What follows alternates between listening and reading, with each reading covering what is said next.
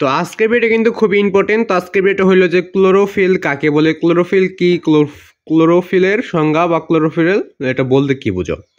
তো প্রশ্ন কিন্তু এখানে চারভাবে দেখতে পাচ্ছ, এর বাহিরেও করতে পারে যে। তো আর একটা প্রশ্ন, সেটা হলো যে তোমাদের অনেকের মাঝে একটা প্রশ্ন থাকতে পারে যে আপনি উত্তরগুলো কোথায় পাচ্ছেন। তো আমরা যেভাবে শিখছি ওইভাবে তোমাদেরকে শেখাই দিচ্ছি। আমি বর্তমানে কলেজ সেকেন্ড ইয়ার বা ইন্টার সেকেন্ড ইয়ারে পড়তেছি। তো এই প্রশ্নটা কিন্তু অনেকভাবে করতে পারে যে ক্লোরোফিল এটার উদাহরণ দাও, বা এটার একটা বাক্য লিখো, বা এটার একটা বর্ণনা করো বা ব্যাখ্যা করো। বর্ণনা আর ব্যাখ্যা এই দুইটা যদি প্রশ্ন করে, তাহলে আমি যে উত্তরটা দেখাই দেবো ওটা লেখার পর ওই সম্পর্কে আরেকটু লিখে দিতে হবে। আমি যেটা উত্তরটা দেখাই দিব ওটা লেখার পর ওই সম্পর্কে আরেকটু কিন্তু তোমাদের ধারণা চলে আসবে। ওইটুকু লিখে দিলেই বর্ণনা এবং ব্যাখ্যা হয়ে যাবে। কারণ বর্ণনা এবং ব্যাখ্যা এই দুইটা একটু বড় করে লিখতে হয়, কারণ এইরকম প্রশ্ন আসবে তোমাদের সৃজনশীলের খ নাম্বারে, এটা কখনোই ক নাম্বারে আসবে না তোমাদের। তো আমি এখানে লিখে নিয়েছি ক্লোরোফিল কাকে বলে, ক্লোরোফিল কি, বা ক্লোরোফিলের সংজ্ঞা, ক্লোরোফিল বলতে কি বোঝায়। এই প্রশ্নগুলোর উত্তর দেখাই দেবো। এরকম প্রশ্ন যদি করে তাহলে হুবহু লিখে ফেলতে পারবে। এবং ক্লোরোফিলের একটা উদাহরণ, এটা হুবহু আজকের উত্তরটা দেখে নিবে। এবং ক্লোরোফিল এটা একটা বাক্য বা একটা উদাহরণ, বিভিন্ন প্রশ্ন করবে। তবে যদি ব্যাখ্যা এবং বর্ণনা করতে বলে তাহলে একটু বড় করে লিখতে হয়, কারণ এইরকম প্রশ্ন বর্ণনা এবং ব্যাখ্যা করতে যদি বলে তাহলে এইরকম প্রশ্ন কিন্তু সৃজনশীলের খ নাম্বারে আসবে।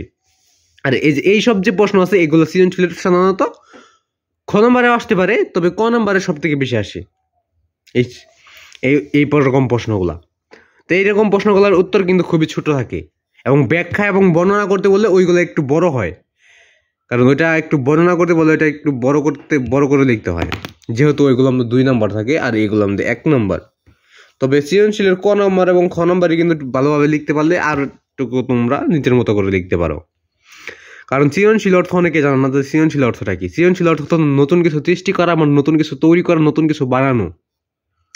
তোমাকে ছোট বড় সৃজনশীলে কখনোই কমন আসবে না, শুধুমাত্র ক নম্বর এবং খ নম্বর কমন আসবে। আর ছোট বড় তোমার কমন করে নিতে হবে, নিজেকে কমন করে নিতে হবে। তো আশা করি বুঝতে পারছো। তো আজকে আমরা শুধুমাত্র জানবো ক্লোরোফিল কাকে বলে, ক্লোরোফিল কি, ক্লোরোফিলের সংজ্ঞা দাও, ক্লোরোফিল বলতে কি বোঝায় বা কি বোঝো। তো উত্তরটা কিন্তু খুবই ইম্পর্টেন্ট একটা প্রশ্ন। যদি আরও কোনো প্রশ্ন লাগে তাহলে অবশ্যই কমেন্ট বক্সে বলে যাবে। তো কমেন্ট বক্স কিন্তু আমি সবসময় খোলা রাখি, তোমাদের কোনটা সুবিধা হচ্ছে বা কোনটা অসুবিধা হচ্ছে এগুলো জানার জন্যই।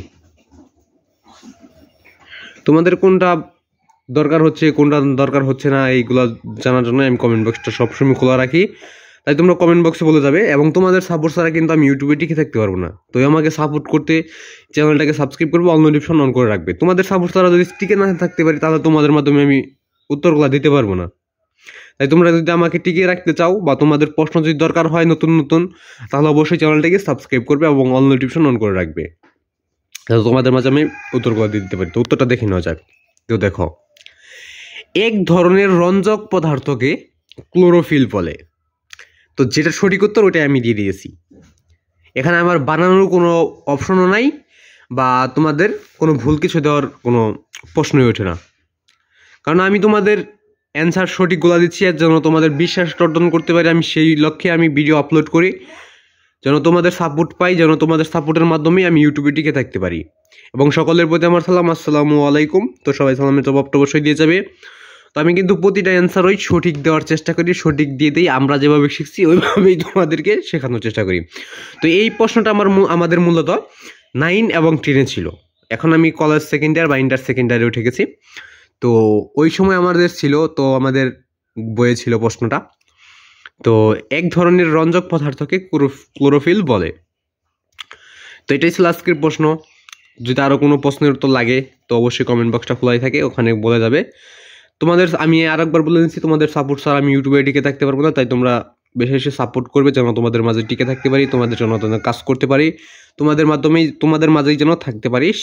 সেই একটা অবস্থা তুমি যদি তৈরি করে দাও, আমি অবশ্যই ইউটিউবে নতুন ভিডিও আপলোড করবো এবং তোমাদের কমেন্ট যে প্রশ্ন লিখে যাবে ওই প্রশ্ন উত্তরটা দিয়ে দেওয়ার চেষ্টা করবো। তো আজকে এখানে বিদায় নিচ্ছি, খোদা হাফেজ। তো সকলে এই চ্যানেলটা সাবস্ক্রাইব করে অল নোটিফিকেশন অন করে রাখবে।